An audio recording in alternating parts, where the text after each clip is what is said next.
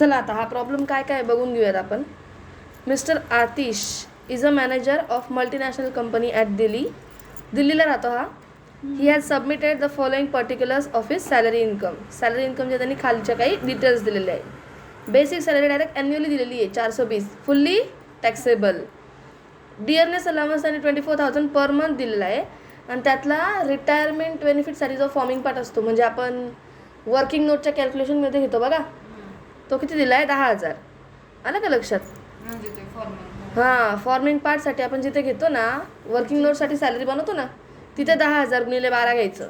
पण इथे टॅक्सेबल घेताना 24,000 गुणिले 12 मिळाले. 24,000 आहे ना, मग 24,000 टॅक्सेबल. 2,88,000 येतील.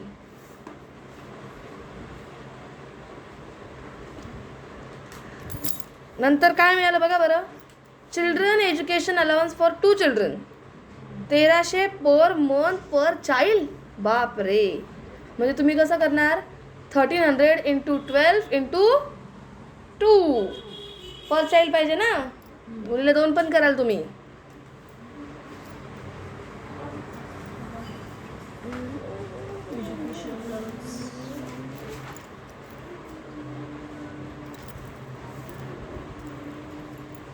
आणि एक्झाम्शन किती मिळेल तुम्हाला त्याचं? 100 गुणिले 12 गुणिले 2 मुलं.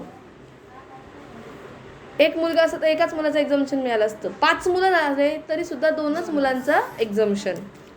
म्हणजे आपली अमाऊंट फिक्स आहे 2 मुलांची. किती आली? 2,400. 12 दुणे 24 है ना.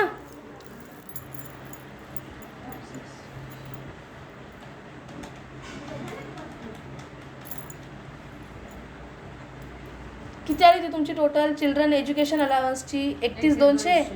त्यातनं लेस केले 2,400. किती आले टॅक्सेबल? 28,800. Very good. मग याला अजून काहीतरी मिळालं आहे. Hostel allowance for only elder son. एकाच मुलासाठी हॉस्टेल अलाउन्स मिळालेला आहे. किती येतो? 1,450 पर मंथ. 1,450 per month. करा मग गुणाकार. 1,450 गुणिले 12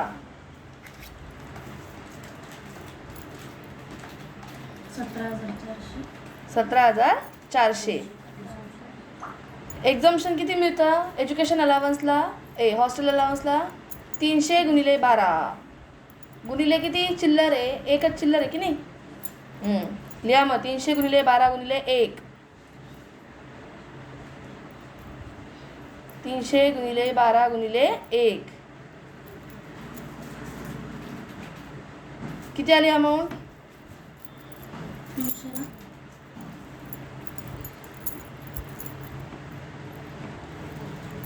मिळताना किती मिळाले? 1,450 मिळाले. ओय ताई, तू मागे चालली आहेस, तू व्यवस्थित पाहून सोडव.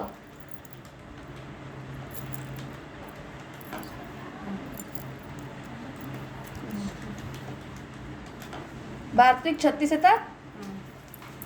म्हणजे 17,400 मधनं 3600 वजा करायचे. किती टॅक्सेबल येतील? 13,800. मग तुम्हाला मिळालं आहे कमिशन ऑन सेल्स. म्हणजे हा पर्सेंटेज कमिशन आहे. ओके, येत आहे का लक्षात? पर्सेंटेजवालं कमिशन आहे. कमिशन ऑन सेल्स आहे. समजा क्या? मग या कमिशन ऑन सेल्स म्हणजेच कंसात टाका पर्सेंटेजवालं. किती लिहिलं तुम्ही त्याला? 40,000 फुल्ली टॅक्सेबल. पुढे एंटरटेनमेंट अलाउन्स फुल्ली टॅक्सेबल 800 गुणिले 12 येतात बाहेर 9,600. बेटा चिल्ड्रन एज्युकेशन अलाउन्स मिळाला किती आहे? ती अमाऊंट वरती लिही.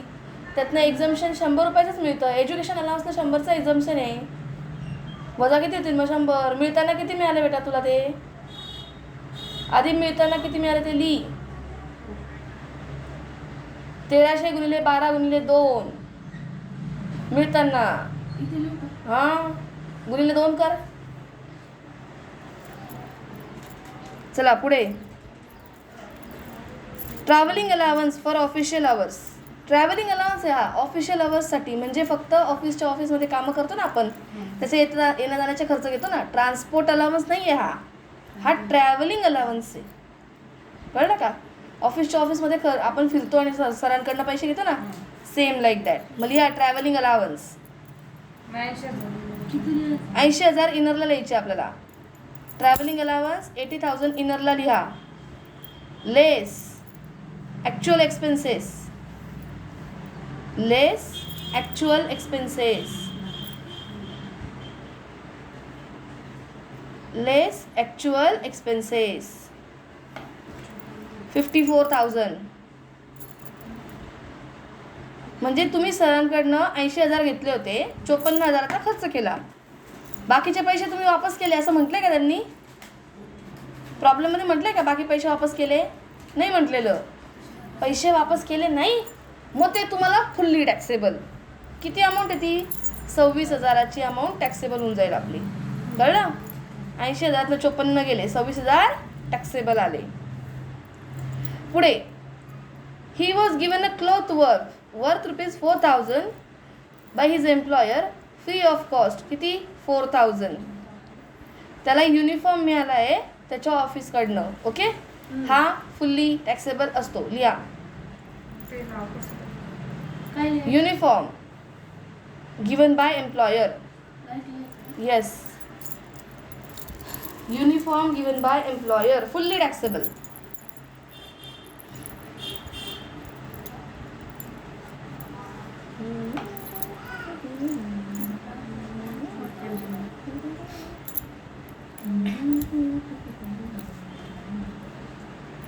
जरा चला, he resides in a bungalow of a company.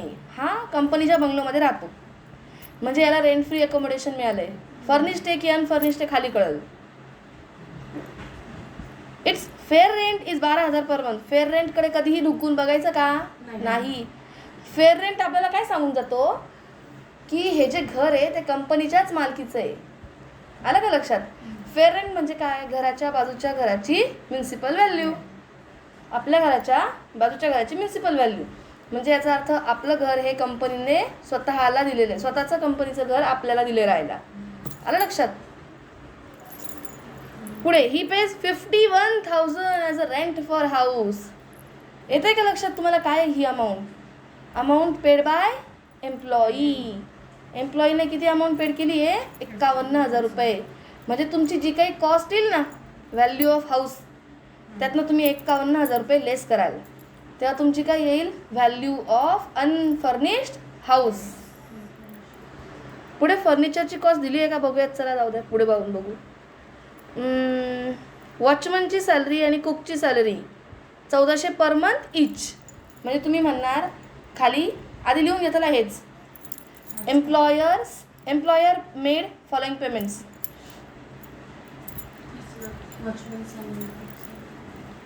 किंवा मग आपली नेहमीची line, expenses made by employer. एम्प्लॉयरने कोणते खर्च केले?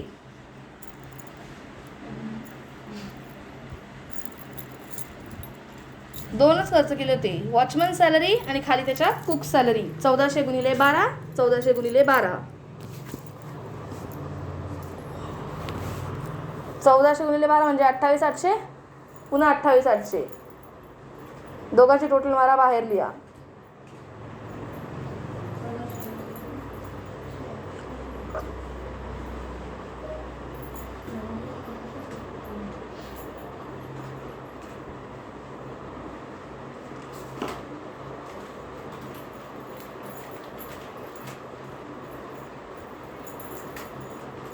लिहिले?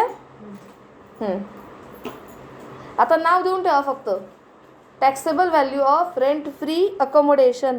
बघा, फर्निचरची व्हॅल्यू कुठंच काही दिलेली नाही आहे, म्हणजे आपल्याला फर्निश्ड अकोमोडेशन नाही मिळालं आहे, अनफर्निश्ड आहे, ज्याच्यात फर्निचर दिलेलं नाही.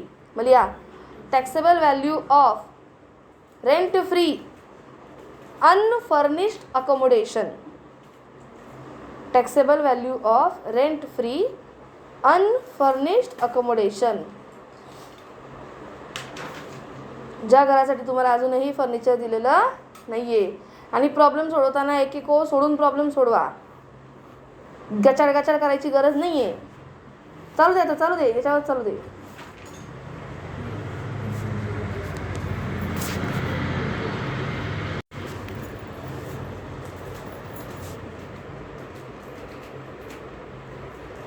चला ह्याच्या पुढे काय आहे, आपण ना त्याची तिथे वर्किंग नोट नंबर 1 लिहून ठेवा बरं. एक मिनटं, RPF आहे ना आपल्याकडे, वर्किंग नोट नंबर 2 नाव द्या. WN2 working note number 2. अच्छा 28,800 नाही का, किती ती 16,800 टोटल होती कधी. 16,800 16,800 कुकची सॅलरी, वॉचमनची सॅलरी 16,800 16,800. आउटरला गेले 33,600. ठीक आहे. मग वर्किंग नोट नंबर लिहून ठेवला का तुम्ही. हां आता खाली नाव द्या कार फॅसिलिटी, कारण त्यांनी कारचा विषय काढलेला आहे बघा खाली. He has been provided with a car 1800 cc with driver. म्हणजे ऐका ना 1800 cc. नॅनो की स्कॉर्पिओ.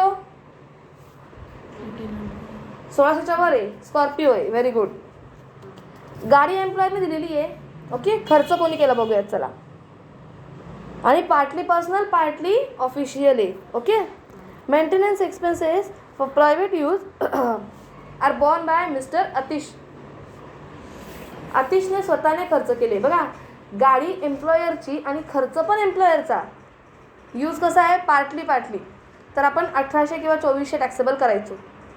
पण आता इथे खर्च कोणी केला आहे, एम्प्लॉईने स्वतः केलेला आहे. एम्प्लॉई काय म्हणणार नाही, मी काय आहे गरीब आहे, म्हणजे 600 किंवा 900 per month. 600 in case of nano, 900 in case of Scorpio. मग चला कार फॅसिलिटी नाव द्या, त्याच्या खाली लिहा फॉर कार 900 गुणिले 12.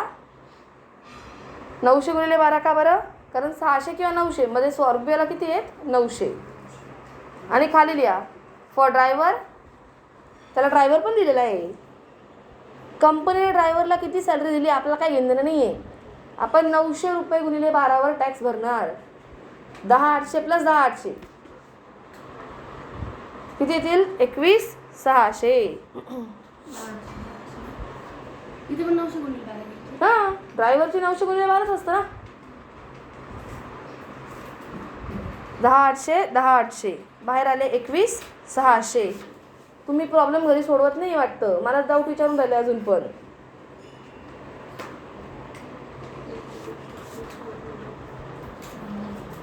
ही झाली आपली कार फॅसिलिटी. चला त्याच्या पुढे काय आहे, कंपनी कॉन्ट्रीब्युटेड. बघा नॅशनल पेन्शन स्कीमसाठी कंपनीने कॉन्ट्रीब्यूट केले. कुठे पण RPFलाच कॉन्ट्रीब्यूट केलेले आहे. आलं का लक्षात. म्हणजे त्यांच्याकडनं ते नॅशनल पेन्शन स्कीम हे चुकून झालेलं आहे. RPFचा विषय होता इथे फक्त. येतं आहे लक्षात. चला मग लिहा contribution to employers contribution to RPF. Employers contribution to RPF. इनरला लिहा 70,000. हे आता मला सांगा तिथे त्यांनी दिलेलं आहे 10% अमाऊंट आहे कॉन्ट्रीब्युशनची, आहे की नाही. म्हणजे ॲन ऑबियस एक्झम्पशनपेक्षा काय आहे ती कमीच आहे की नाही. एक्झम्पशन किती टक्के मिळतं, 12% मिळतं. आणि हे अमाऊंट किती आहे 10%च आहे. येतं आहे लक्षात. म्हणजे ॲन ऑबियस आला आपल्याला, ह्याला काय मिळणार आहे एक्झम्पशन मिळणार आहे. तुम्ही इनरलाच लिहिली ती 70,000 अमाऊंट. येतं आहे लक्षात. आणि खाली लिहा कंसात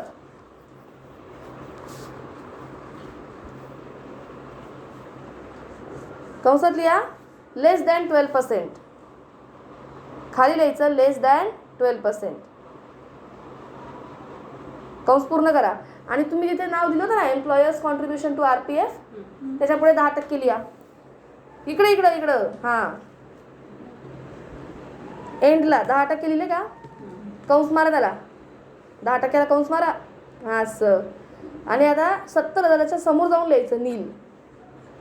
हां 70,000च्या समोर जाऊन लिहायचं नील. सॅलरी बिलरी आपण काढत नाही बसलो. का नाही काढली, कारण तुम्हाला ऑलरेडी माहिती आहे की अमाऊंट ही 10%च मिळालेली आहे. येतं आहे लक्षात. आणि गव्हर्नमेंटने एक्झम्पशन आपल्याला 12%पर्यंत दिलेलं आहे. ओके. म्हणजे याचा अर्थ 12%च्या आतमध्येच मिळालं की नाही. मग तुम्हाला टॅक्स बसणार आहे का? नाही बसणार आहे. पुढे तुम्हाला मी एक गोष्ट बोलली होती, इंटरेस्ट जेव्हा मिळताना अमाऊंट प्लस टक्के असं जर का आलं तर एक्झम्पशन कसं काढायचं आठवतं का तुम्हाला? हवा त्याला गुणिले नको त्याला भागिले. मग चला लिहा, इंटरेस्ट क्रेडिटेड टू RPF कंसात 13%. इंटरेस्ट क्रेडिटेड टू RPF कंसात 13%. त्याच्या समोर जाऊन अमाऊंट लिहा 16,250. समोर इनर कॉलममध्ये खाली लिहा लेस एक्झम्प्ट.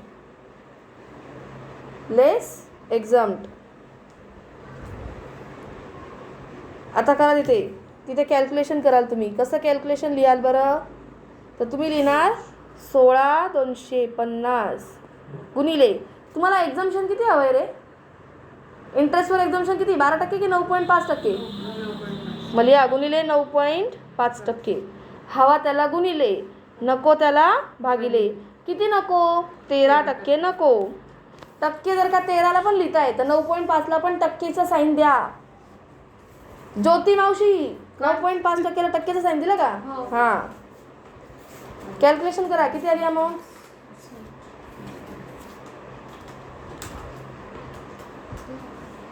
11,875.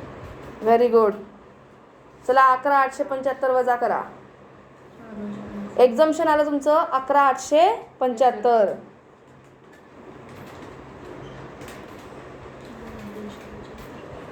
टॅक्सेबल किती आले? 4,375. एवढी अमाऊंट तुमची काय आली? टॅक्सेबल आली. उसके बाद में क्या है? Professional tax paid. पण कोणी केलंय? कंपनीने केलंय असं म्हटलंय का? नाही. त्यांनी म्हटलं असतं ना कंपनीने केलाय तर तुम्ही वरती टॅक्सेबल केला असता आणि खाली डिडक्शन घेतलं असतं अंडर सेक्शन 16. पण इथे त्यांनी म्हटलं नाही एम्प्लॉयरने पेड केलं. याचा अर्थ एम्प्लॉईने आतिशने पेड केला आहे, याला डिडक्शन मिळेल, फक्त डिडक्शन मिळेल. मग लिहा ग्रॉस सॅलरी काढाल का ग्रॉस सॅलरी? नाही, कारण तुमचा अजून रेंट फ्री अनफर्निश्ड अकोमोडेशनची व्हॅल्यू काढायची आहे. मग चला वर्किंग नोटमध्ये नाव द्या. पहिले वर्किंग नोट लिहा अख्खीच्या अख्खी, व्हॅल्यू ऑफ हाऊसपासून तर सॅलरीपर्यंत अख्खीच्या अख्खी छापा.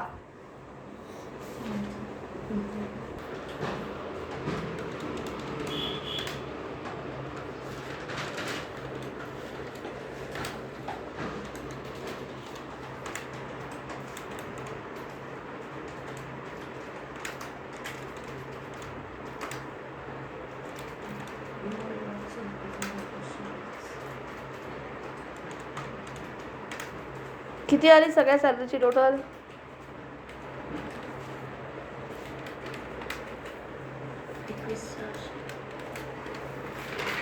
9,37,500.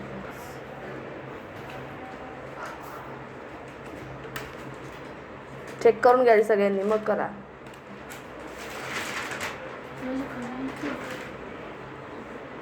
किती आली ग? 9,37,505. लिहा ग्रॉस सॅलरी 9,37,505 रुपये. वरती एक खालती एक लाईन एकच. Less deduction under section 16. Less deduction under section 16. डिडक्शनचं स्पेलिंग अंडर सेक्शन कसा लिहिता? U/S चालतं ना, पण मग ते ना लॉच्या लँग्वेजमध्ये बरोबर नाही वाटत. U/S लिहायचा. 16 अंडरलाईन करा त्याला. IA 1A एको सोडून लिहा 1A. नाव द्या स्टँडर्ड डिडक्शन.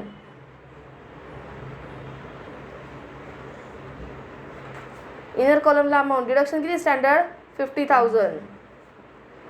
आणि भाऊंनी प्रोफेशनल टॅक्स किती पेड केला आहे? 2,500. म्हणजे लिहा सेकंड 2 लिहा 2 Roman 2. Profession tax paid. Profession tax paid खाली कंसात मॅक्स अलाउड अप टू, कंसातलं विसरायचं नाही अजिबात कधीच, मावर कधी तो max allowed up to 2500 only. चला बाहेर आणा, किती आले? 52,500. 9,37,505 मधनं 52,500 वजा करा. 8,85,500. 8,85,005 रुपये. ही आली तुमची नेट टॅक्सेबल सॅलरी. ही आली तुमची नेट टॅक्सेबल सॅलरी.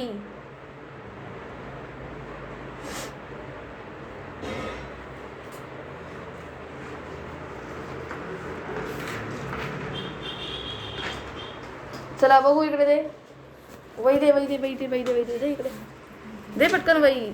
अरे हिची तिची नाही, पटकन द्या एकाची वही. नाही व्यवस्थित लिहिलं आहेस की, काय प्रॉब्लेम आहे? See here is your problem.